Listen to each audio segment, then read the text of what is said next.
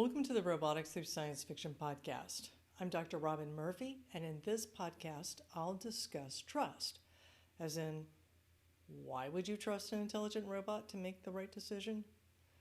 Now, that's a really important question in robotics, and it's the subject of a 2020 science fiction book by Max Berry called Providence, where the answer is delightfully and darkly ambiguous. Providence has jumped onto my best all-time favorites book list. It gets the science of AI right, it's thought-provoking, and it's really hard to put down because you don't know how it'll end. Honestly, as a professor, I couldn't have constructed a better tutorial on why assured autonomy and explainable AI are critical to the success of real-world robots. So, Providence. Providence is nominally a first contact story, except that the most dangerous, untrustworthy alien may actually be the protagonist's autonomous robot ship. The story focuses on a crew of 4 who occupy one of the Providence-class warships, and they're controlled by a fully autonomous AI system. The ship's on a 4-year mission to fight the salamanders. Salamanders are an aggressive alien hive mind species that's swarming to the earth, consuming everything in its wake. The Ender's Game, Starship Troopers version of aliens. The first twist is that, like in HAL in 2001 Space Odyssey, ship doesn't need a crew. But unlike 2001, the crew knows that they're not really necessary. Their real purpose is to supply civilians with inspiring social media streams so that the funding for the war, which is roughly 20% of the entire world's GDP, continues. And the class of ships were named Providence in order for the government to invoke the image of an intelligent ship as a higher power protecting humans. And the book kind of implies that AI could be approaching godlike powers or awareness. Well, or maybe not. The ship seems to be becoming dysfunctional in the wake of increasingly novel alien attacks. So the tension in the book is that the crew's trust in the AI is eroding, and it may force them to turn it off at the risk of losing the entire war.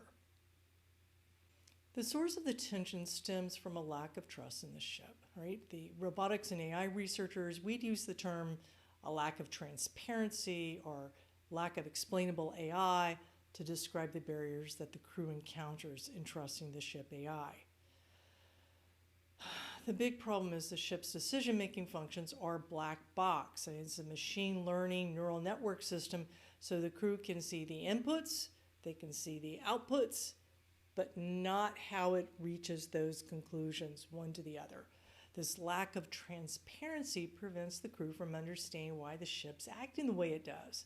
And as the ship gets deeper and deeper into alien territory, it appears to make mistakes.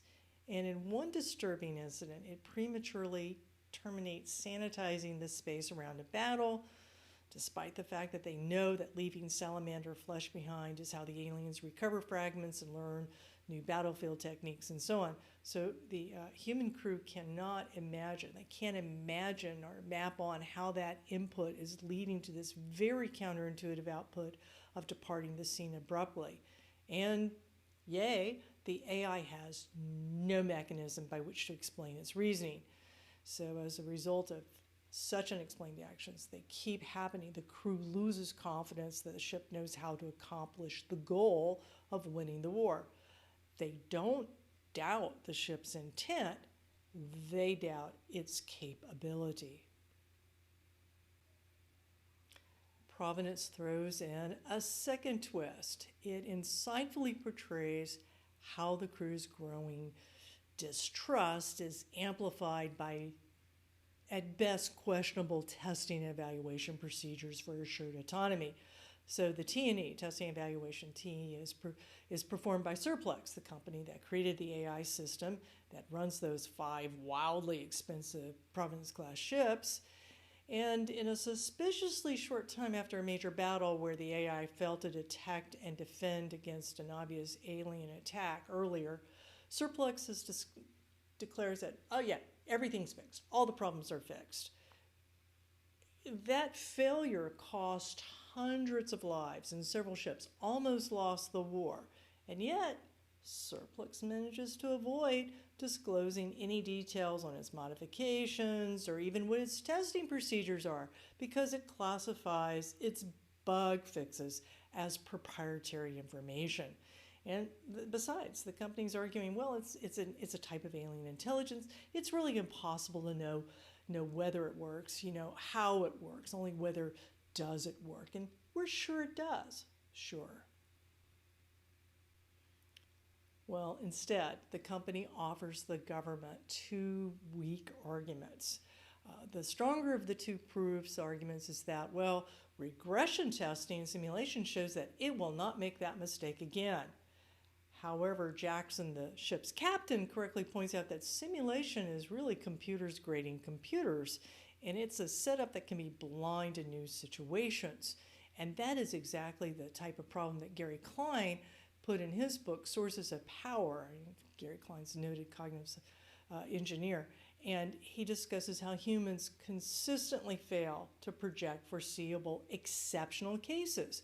And so you get simulation scenarios that are really just task rehearsal of expected activities, not really training you or making you aware of black swan, high consequence, low probability events. So Jackson, as the captain, is understandably worried that the AI is going to make a new mistake, and this time with even higher consequences for human life, for the end of the world. The second proof offered by Surplus is a bit of circular logic. Since the same AI programming is used for financial and manufacturing applications, and nobody's complaining in those domains, the AI system must be bug-free. And the reader suspects that Surplus is simultaneously telling its civilian customers that, the AI works great for the military, and any problems that you're encountering must be features, not bugs.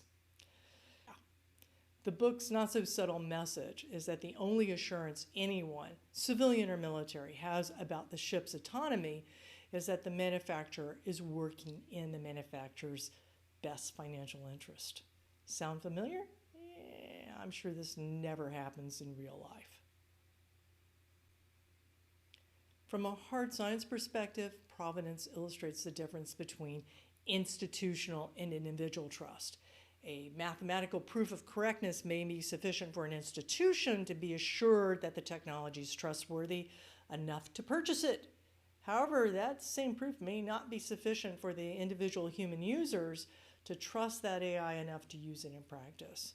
And in the book, the government believes the Providence class AI to be trustworthy. The individual crew members working with it, not so much.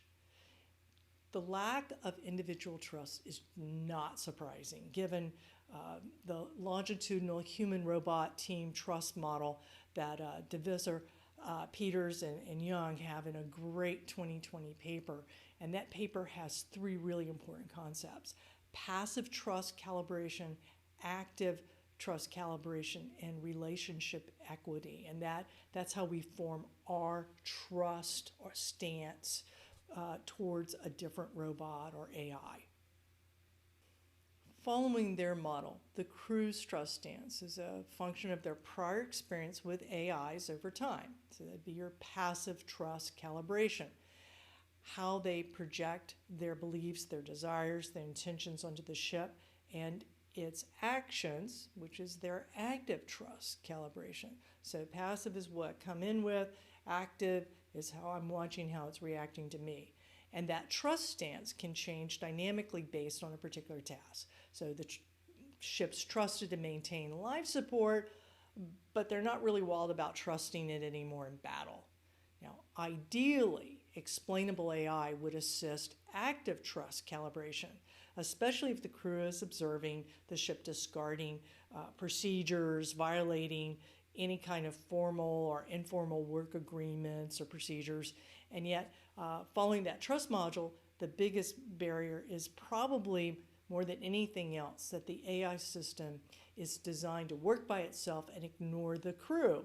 So the crew and the ship really aren't even intended to function as a team, and you can never get any relationship equity. You can never really build up any sense of teamwork or we're on the same team. You're just always going, wait for it, something bad's going to happen.